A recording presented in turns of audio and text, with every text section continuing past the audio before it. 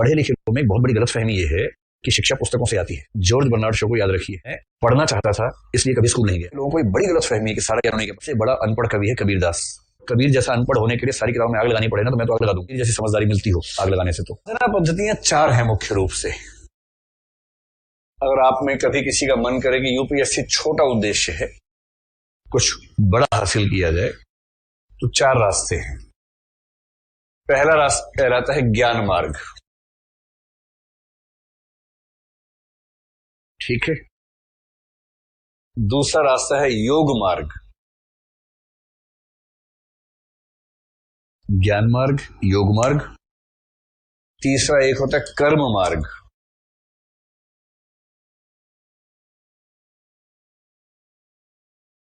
और चौथा है जिस पर आपको 20 दिन लगाने हैं, वो है भक्ति मार्ग। ये तो अच्छा हुआ कि ज्ञान आंदोलन, योग आंदोलन, कर्म आंदोलन नहीं हुआ, केवल भक्ति आंदोलन हुआ। अगर चारों आंदोलन हो जाते तो पाठ्यक्रम कितना बड़ा हो जाता आपका। ये तो अच्छा हुआ आंदोलन एक ही हुआ है, और आंदोलन एक ही हुआ क्योंकि आंदोलन एक ही हो सकता था, उसकी वजह है, वजह समझिए। तो ज्ञान मार्ग की शुरुआत किस व्यक्ति ने, शुरुआत तो नहीं, जिसने सबसे बड़ा समर्थन किया उसका नाम शंकराचार्य है। ज्ञान मार्ग का मतलब है कि क्योंकि बंधन का मूल कारण अज्ञान है, इसलिए ज्ञान से ही बंधन समाप्त होगा और मोक्ष प्राप्त होगा। तो ज्ञान मार्ग पर चलिए। इनका ज्ञान बहुत आसान नहीं, जीएस टाइप का ज्ञान नहीं होता इनका ज्ञान बड़ा कठिन ज्ञान होता है। और ये बताते हैं कि उस ज्ञान मार्ग पर चलने की अर्हताएं इतनी हैं, ऐसी ऐसी अर्हताएं बताई हैं। उनमें से एक अर्हता से एक का जिक्र करना हो, कभी ये शब्द अगर आपके सामने आए, तितिक्षा। करीब 20 अर्हताएं हैं, उनमें से केवल एक बता रहा हूं अभी आप, तितिक्षा। और तितिक्षा का मतलब होता है सर्दी और गर्मी लगनी बंद हो जाए, ये स्थिति। सर्दी गर्मी सहने की क्षमता। आप एक कविता पढ़ेंगे असाध्य वीणा। असाध्य वीणा में एक शब्द होता है केश कंबली, और केश कंबली सुनते ही कुछ लोग कहते हैं इतिहास में अजित केश कंबली हुए हैं, ये वही हैं। तो भारतीय परंपरा में एक प्रयोग कुछ लोगों ने किया, केश कंबली का मतलब केशों से कंबल बनाना। केशों से बने कंबल में एक खास बात क्या होती है कि वो सर्दियों में और ठंडा हो जाता है और गर्मियों में और गर्म हो जाता है। तो टेम्परेचर मान लीजिए 40-45 है कहीं, गर्मी में साधना करनी है और राजस्थान चले जाएंगे, जैसलमेर के आसपास, एकदम रेत के टीले के आसपास पहुंच जाएंगे जहां एकदम चरम गर्मी होगी, और वहां केश कंबल ओढ़ लेंगे और गर्मी। और ये केवल ज्ञान मार्ग पर चलने की अर्हताओं को विकसित करने की प्रक्रिया है। उसके बाद वहां बैठेंगे, मतलब वहां बैठने का मतलब है कि जैसे पैर टच हुआ पैर जलने लगा, हाथ नीचे रखा हाथ जल गया, और जब तक वो इस स्थिति में नहीं आ जाएंगे कि उनको जलन का एहसास होना ही बंद हो जाए। इसलिए नहीं कि सुनना हो गया हाथ पैर, इसलिए नहीं, बल्कि उनके भीतर ये अर्हता आ गई है कि उनको फर्क पड़ना बंद हो गया है, ऐसे। और तो दूसरा चरम क्या है, तिब्बत की तरफ अगर आप देखें, रिसर्च खूब इस पे चल रही है। कुछ बौद्ध साधु हैं, वो बर्फ के पहाड़ों पर, मतलब माइनस के टेम्परेचर में निर्वस्त्र साधना करते हैं, और मतलब साइंस परेशान है। उसमें खूब डॉक्यूमेंट्रीज आपको मिलेंगे, यूट्यूब पे देखेंगे ना, बहुत डॉक्यूमेंट्रीज हैं उनके बारे में। रिसर्च कर करके थक गए कि जिंदा कैसे रहते हैं, और तब निष्कर्ष निकलता है कि इनके शरीर में कुछ ऐसी क्षमताएं विकसित हो जाती हैं कि जो सर्दी आम आदमी के लिए जानलेवा है, उससे इनको फर्क ही नहीं पड़ता है। इनकी बॉडी ऐसा रेजिस्ट करती है इन चीजों को, फर्क ही नहीं पड़ता। तो मैंने एक बार आपसे कहा था कि ध्यान की प्रक्रिया में योगाचार विज्ञानवाद ने कहा है कि सब अंदर है, बाहर कुछ है ही नहीं, बाहर तो सिर्फ घपला है। तो मैंने आपसे कहा था कि मैंने खुद अपनी आंखों से एक हिप्नोथेरेपिस्ट को प्रयोग करते हुए देखा कि जहां बर्फ नहीं थी, उसने केवल उसकी अवचेतन के सर पे जाके बताया कि बर्फ पे तुम्हारा हाथ रखे, और हाथ उसका पिलपिला हो गया था एकदम। अगर आप अपनी चेतना को इतना साध लें कि आप बर्फ में, बर्फ पर बैठे हों, और आपकी चेतना को इस बात का एहसास है कि बर्फ नहीं है, सामान्य स्थिति है, तो अगर आपका शरीर आपकी चेतना से नियंत्रित है, तो आपके शरीर को रत्ती भर फर्क नहीं पड़ेगा। इतने कठोर अनुशासन में जो रहते हैं वो ज्ञान मार्ग पर चलने की अर्हताएं हासिल करते हैं, एलिजिबिलिटी। और उसके बाद फिर ज्ञान मार्ग, श्रवण, मनन, निधिध्यासन, 3 प्रक्रियाएं करते करते अंत में जैसे शंकर कहते हैं अहम ब्रह्मास्मि का ज्ञान होते ही आत्मा को मोक्ष मिल जाता है। मोक्ष का एक ही मतलब है, मोक्ष नित्य प्राप्तस्य प्राप्ति है। मोक्ष को नई चीज नहीं है, वो पहले से प्राप्त है। आत्मा ब्रह्म ही है, केवल आत्मा को शरीर से संयुक्त हो जाने की वजह से ये गलतफहमी हो गई है कि वो ब्रह्म से भिन्न है, जीव है। दरअसल तो वो ब्रह्म ही है।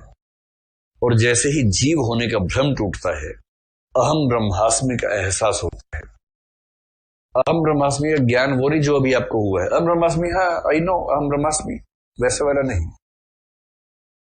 इसका एक निर्विकल्पक प्रत्यक्ष कहते हैं कि ऐसा एहसास जहां चेतना के बीच में कोई व्यवधान नहीं होता है, बुद्धि से नहीं समझना है, जहां बुद्धि, अनुभव, इंद्रियां सब शून्य हो जाते हैं, उस समय का रियलाइजेशन जो होता है, उस समय मोक्ष की प्राप्ति होती है, ऐसा शंकराचार्य ने कहा है। मैं केवल हिंट दिया आपको कि रास्ता किस तरह का रास्ता है, ठीक है। अब आप मुझे केवल 2 प्रश्नों का जवाब दें कि पहला, ये रास्ता आसान है या मुश्किल है? मुश्किल है। जिस समुदाय के लिए जीएस पढ़ना ही मुश्किल हो जाता हो, उस समुदाय को तितिक्षा जैसी 20 अर्हताएं विकसित करने के बाद लंबे समय तक श्रवण, मनन, निधिध्यासन करने को कहना, आप समझ सकते हैं कि कितना मुश्किल है। जीएस ही पहाड़ जैसा लगता है मैं तो, ये तो बहुत गहरी बात हो गई। दूसरा, ये रास्ता रोचक है या बोझिल किस्म का रास्ता है? आम आदमी के लिए पूछ रहे हैं, आम आदमी पार्टी नहीं, आम आदमी मतलब जनसाधारण के लिए बोझिल रास्ता है, बोरिंग रास्ता है। क्योंकि ज्ञान आमतौर पे बोरिंग ही होता है, जैसे क्लास, जैसे जीएस, कोई भी एग्जाम। जैसे ही ये पता लगे कि ये किताब पाठ्यक्रम की है, उसमें नींद पैदा करने का गुण पैदा हो जाता है किताब में, क्योंकि वो पाठ्यक्रम की किताब है।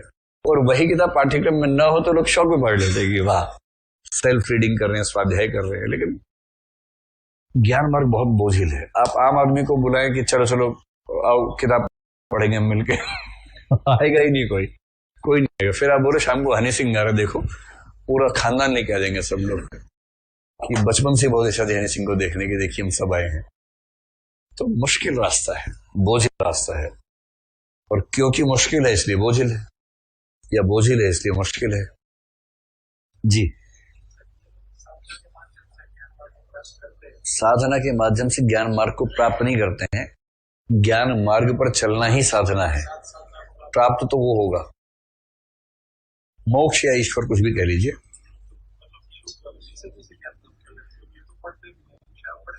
ये कैसे ज्ञान प्राप्त करते? पढ़ते भी नहीं है, हम तो पढ़ते भी तभी ज्ञान प्राप्त नहीं हो रहा। ये बिना पढ़े कैसे कर लेते हैं? ये बताओ कि लिपि के विकास से पहले ज्ञान कैसे प्राप्त होता था? मौखिक रूप से। तो बस वैसे कर लेते हैं, गुरुओं की बात सुनते हैं, समझते हैं, पढ़ते भी हैं भाई, ऐसा नहीं है। शास्त्र पढ़ते हैं, वेद पढ़ते हैं, गीता पढ़ते हैं, और जो इनको लगता है कि पढ़ना चाहिए, जो बताया जाएगा वो सब पढ़ते हैं, सुनते हैं, मनन करते हैं, शास्त्रार्थ करते हैं, चिंतन करते हैं, फिर डूबते हैं उसमें। पढ़े लिखे लोगों में एक बहुत बड़ी गलतफहमी ये है कि शिक्षा पुस्तकों से आती है। जॉर्ज बर्नार्ड शो को याद रखिए, मैं पढ़ना चाहता था इसलिए कभी स्कूल नहीं गया।